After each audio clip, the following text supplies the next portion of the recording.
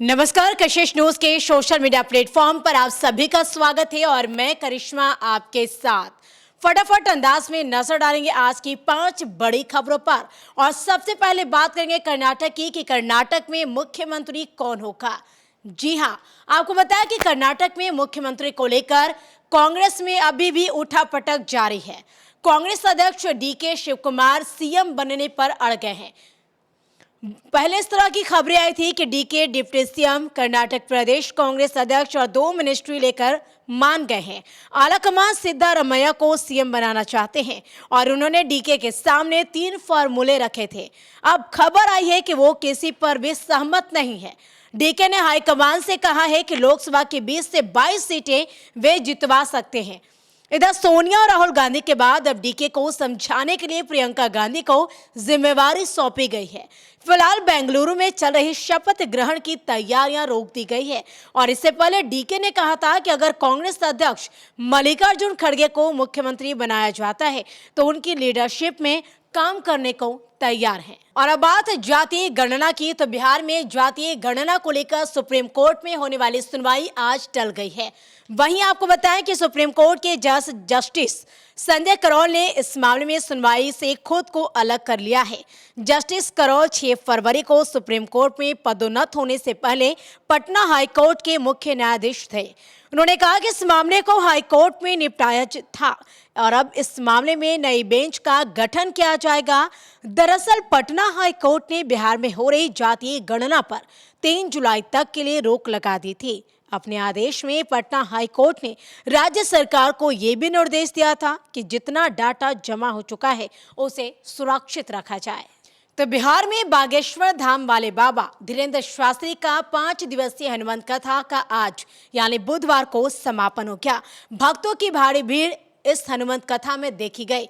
भक्त इतने उत्साहित थे कि धीरेन्द्र शास्त्री को देखने के लिए लोगों का यही कहना था कि बस सिर्फ दर्शन ही हो जाए, यही हम लोगों के लिए काफी है। और आज अंतिम दिन था और समापन हो गया हनुमान कथा का। और अंतिम दिन धीरेन्द्र शास्त्री ने कहा कि सनातन धर्म की रक्षा के लिए माला और भाला जरूरी है।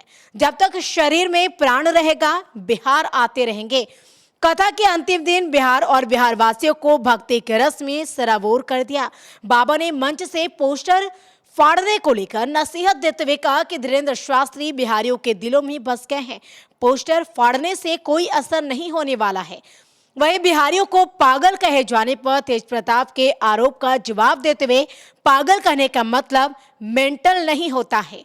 पागल का मतलब प्रभु के प्रेम में जो गल जाए वो पागल होता है, यानी प्रभु के प्रेम में जो ढल जाए वो पागल होता है। साथ ही कार्यक्रम का विरोध करने वालों को भी मंच से धीरेन्द्र शास्त्री ने नसीहत दी है। तो आचार्य धीरेन्द्र शास्त्री की चर्चा चारों ओर हो रही है और जिस तरीके से इस हनुमान कथा में आचार्य धीरेन्द्र शास्त्री ने हिंदू राष्ट्र की बात कही, उसको लेकर झारखंड में जमकर सियासत हो रही है।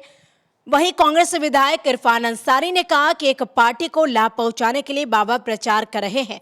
बाबा के बयान पर जेएमएम प्रवक्ता मनोज पांडे ने कहा कि देश संविधान से चलता है और यह धर्मनिरपेक्ष देश रहा है, इसे खंडित करने का किसी को अधिकार नहीं है। तो कांग्रेस के प्रदेश महासचिव राकेश सिन्हा ने प्रतिक्रिया देते हुए कहा कि यह बाबा भाजपा के चुनावी एजेंडा है।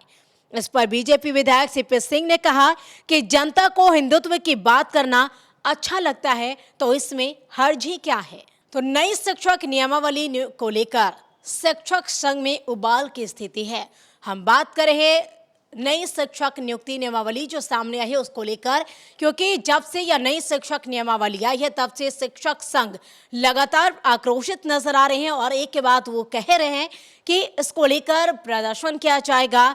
मोर्चा खोल रखा है शिक्षक संघ ने। वहीं आपको बताया कि अलग अलग शिक्षक संगठनों ने एकजुट होकर बिहार शिक्षक संघर्ष मोर्चा बनाया है और अब इसी के जरिए इस बात की लड़ाई तेज हो गई है कि नियोजित शिक्षकों को सरकार बिना शर्त राज्य कर्मी का दर्जा दे, समान कार्य के बदले समान वेतन दे, लेकिन सरकार बात नहीं मान रही है। बीपीएससी को शिक्षक बहाली की वैकेंसी निकालने का भार सौंप दिया गया है। बीपीएससी के चेयरमैन कह चुके हैं कि इस सप्ताह विज्ञापन आ जाएगा।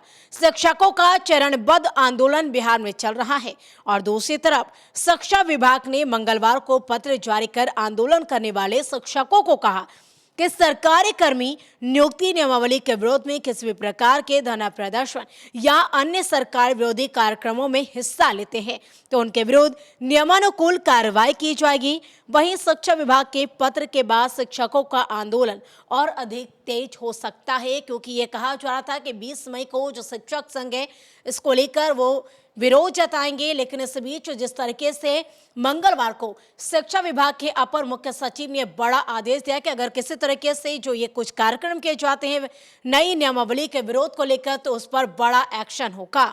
तो ये थी आज की 5 सबसे बड़ी खबर। फिर होगी मुलाकात 5 बड़ी खबरों के साथ, और साथ ही आप आगे के अपडेट्स के लिए कशिश न्यूज के सोशल मीडिया प्लेटफॉर्म को लाइक करें, सब्सक्राइब करें ताकि हर खबर से जुड़ी अपडेट आप तक आसानी से पहुंच सके। मुझे दीजिए इजाजत, नमस्कार।